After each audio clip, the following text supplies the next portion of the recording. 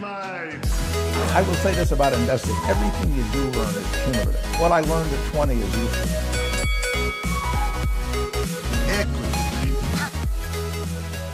Welcome to another episode of Equity Mates, a podcast where we break down the world of investing from beginning to dividend so that you can hopefully make some returns. My name is Bryce, and as always, I'm joined by my equity buddy, Ren. How are you going, bro? I'm very good, Bryce. Episode 42. Excited for this one? Yeah, Swans heavy loss last night. Yeah, we're recording on Saturday the 21st of April, and the Swans went down to Adelaide last night. So, sad day for all of the country, really. National mourning. Yeah. All right, so last week, the last episode that we put out was my interview with Matt Leibowitz, who was the CEO of Stake. Unfortunately, you couldn't make it, Ren. It was a face-to-face up in Sydney. You were down in Melbourne. Logistics just didn't make it happen. But something that we're pretty excited to give to our listeners is an opportunity to sign up through them and then get a $25 referral bonus. We didn't mention this in last week's episode with Stake. It's something we've been working on with them since, but we're happy to announce that we've teamed up with them and they're giving you the opportunity to sign up a funded account. So you need to sign up through them and then put some money in the account to start trading, and they will give you a $25 bonus into your account to help get you on their way. So pretty decent, Ren. What do you reckon? Yeah, very decent. It's probably worth saying though that we are big fans of the product. It's we are deciding to partner with them because we're both going to use the product. For people who haven't listened to the interview, they offer Australians who want to invest in the US market brokerage-free transactions. So, the $20 you pay to CommBank or the $8 you pay to IG, you get to keep that. The Stake don't charge you anything.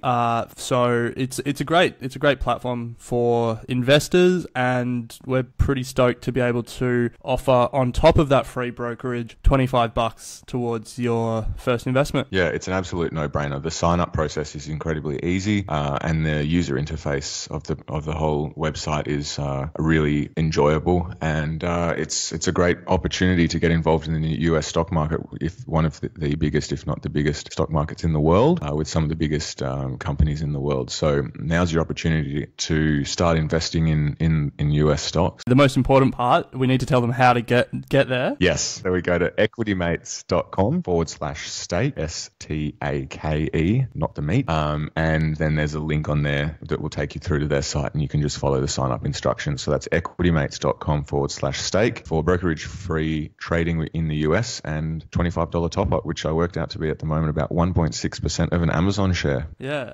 Now, one last question.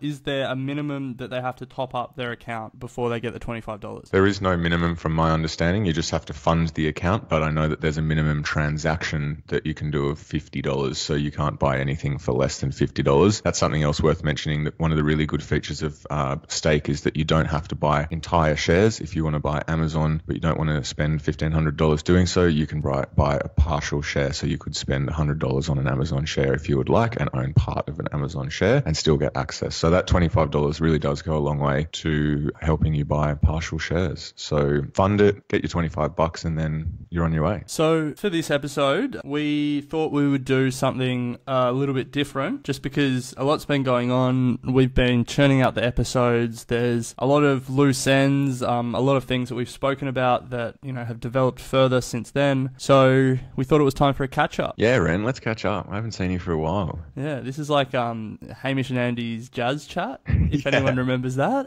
Except we don't have any nice jazz in the background. We could figure something out. We can't afford that. All right, well, let's catch up. What do you got? So the first one, I was thinking about the bull and bear episode we did, and we were talking about how the market had fallen, and we were in a correction, and that we might be heading towards a bear market. But I thought it would be worth getting some perspective, because when the markets closed in the end of December last year, to where they close on Friday the 20th, so we're recording on the Saturday. Is this us, the Australian markets or the US? So I'll start with the US, okay. But they're almost exactly flat. So the the S&P 500 closed on the 29th of December, which was, from what I could tell from Google, the last trading day in America, 2,673 points. It closed on Friday, 2,670 points. Wow. The Dow Jones, 24,700, and the Dow on Friday, 24,400. So for all of the, the talk about the crazy start to the year, we're basically flat. So there's a lot of noise, but sometimes we just need to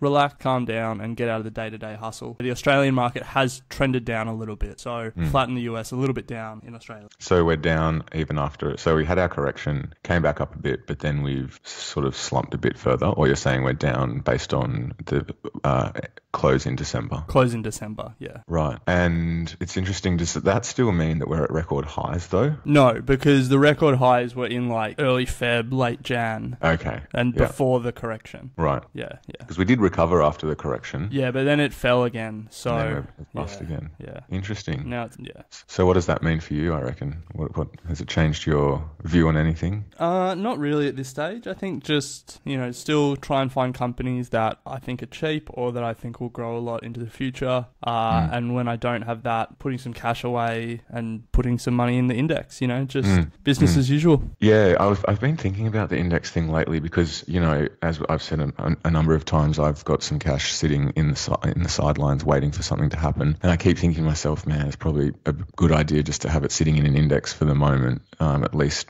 doing something. But then in conversation with Matt, in the interview we had with Stake last week, and I know you haven't had the opportunity to listen to it, but he was saying that, all this volatility that's come back since February is really meaning that the whole index thing that everyone's been so infatuated with over the last sort of 8 years, it's probably not a strategy that is going to be as successful as it was. And that, he reckons this year is going to be all about the traditional stock picking, just by nature of the volatility that we're seeing at the moment. I don't know if you have any thoughts on that. Oh, look, he's a very smart guy. I don't want to argue with him. I think that the intention behind index funds and ETFs to begin with was you put it in the market long term and you get the market average rate of return over the long term. I'm sure he's right that when markets are choppy and volatility's back, ETFs might not be the best place to put your money because markets are choppy. But, I think, as we always say, over the long term, the market averages, 7, 8, 9% compounding per year. And that I don't think anyone thinks that's going to change over the long term. Yeah. So as long as you're willing to set it and forget it, I think they're still as logical as they've ever been. Anyway, well, speaking of long term, I've got a little bit of an update. This year marks the 20th anniversary for Amazon on the stock market, being a public company. So they floated back in, what does that mean, 1998? There you go. That's that maths that we come and listen to the show for. And Bezos's letters, we've got the Warren Buffett shareholder letter that's sort of now an institution in its own. And it seems that Bezos is now sort of starting to attract just as much attention. Obviously, he doesn't fill stadiums for his annual general meetings, but his letters certainly do attract a lot of attention. And last week, he released his shareholder letter updating everyone on the progress of Amazon over the last sort of 12 months. And he did a bit of a retrospective and looked at the last 20 years. And interestingly, every year he releases his shareholder letters, he includes an attachment to the very first shareholder letter he wrote back in 1998, which he entitled Day One. And he still says that each shareholder letter he releases, he still thinks of it as Day One because his values and sort of way that he sees the company being run and his ambitions are still the same as they were 20 years ago when they first floated, which is just a solid sort of pursuit of customer service excellence, I guess. But some interesting points from the letter. So I just thought I'd bring out a few. He went over and highlighted some of the major achievements that Amazon have gone through over the last 12 months. And, this is speaking of long term, I think it's still a really good long term investment, or even if they are sort of $1,500 at the moment. So Amazon Prime, which is their subscription service, has now ticked over 100 million members globally. And they pay $99 a year. So do the maths on that in terms of what revenue they're getting. but I think that's a pretty phenomenal number. And in 2017, for the first time in company history, more than half of the units sold on Amazon Marketplace were from third-party sellers, which I think is quite interesting. And over 300,000 small businesses in the US started selling on the platform in 2017 alone. So they're creating this huge opportunity for businesses to get on and access markets that they probably would have otherwise struggled to do. Amazon Prime Video has acquired some pretty amazing rights this year. They've got The Lord of the Rings and some TV series from Spielberg coming through. But then interestingly, Amazon.India is the fastest growing marketplace in India. And I think we'll touch on India a bit later on this episode. And Amazon.India is the most visited site on both desktop and mobile in India. And their mobile app was the most downloaded in India ever. So they're smashing it over in India. And Jeff Bezos can't do a handstand.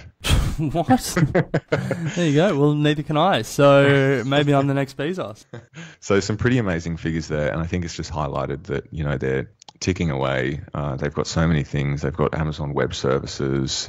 They hire over 560,000 people around the world now. They're a phenomenal company. And I think I still have a really strong buy on them, I think. What are your thoughts, Ren? To be honest, I'm not as bullish on Amazon as you are. There's a lot of stuff coming out about their conditions in their factories. People die because of and that's not an exaggeration, there have been deaths. Yeah, because of the conditions that they put on their workers. Heaps of dehydration stories have come out where workers... Wait, in the States? Or? Yeah, in the States, in Europe, everywhere. Yeah. People faint from dehydration, and the workers, their KPIs are too strict that they don't even stop to look after the workers that have fainted. It sounds like a messed up environment. Yeah, so the story is that, and obviously this is all third hand from, articles that I've read and stuff, but Amazon are looking to replace a lot of their workers with robots pretty quick smart. But it's an interesting one because obviously part of the reason they can keep prices low is they keep their costs down, and part of that is operating at massive scale and massive efficiency. But it seems like that is taking a human toll, I guess. So that I'm not very bullish on. The second thing, it's interesting you talked about India because Amazon, although Bezos might paint a rosy picture in his shareholder letter, Amazon's actually in probably one of their toughest fights, at least one of their toughest recent fights, with Flipkart in India. And Flipkart is the Indian incumbent over there, and something recently that has put a new dynamic into this fight is that Walmart have just offered $12 billion to buy 51% of Flipkart. So Walmart are taking their battle with Amazon global, and that would be a fascinating shift in dynamics if it becomes Amazon v Walmart in India, but absolutely, Walmart has the local incumbents' knowledge on their side. So that's something that I'm really interested in, and I guess because of our partnership with Stake, and you can, if you sign up through our website, you can get a free $25. So my question for you is, if you had the $25 now through Stake, who would you buy, Walmart or Amazon? I would be going Amazon. I thought you would as much. I'm going to take the contrarian view. I reckon Amazon is priced to do so well, and I don't doubt that they will do so well. But Walmart pulls in $500 billion in revenue a year. That's half $1 trillion in revenue. They're obviously looking to expand globally. They bought Asda in the UK a few years ago. They're now going to India with this Flipkart move. But one dynamic that I reckon will be really interesting is, how Toys R Us just declared bankruptcy in America, and other retailers like Macy's and stuff are really struggling. I'm really interested to see where those holes in the market get filled, because Walmart, a lot of people, the obvious choice is Amazon. People will buy their toys online rather than at Toys R Us. But I think Walmart can become a massive player in a lot of those spaces. Amazon could become Walmart could become the physical toy retailer that Toys R Us used to service. Yeah, I guess one of their major advantages is that they've got the bricks and mortar footprint, and something that Amazon doesn't have. So yeah, I don't know. I think you're right. There's massive potential, and they are a massive company.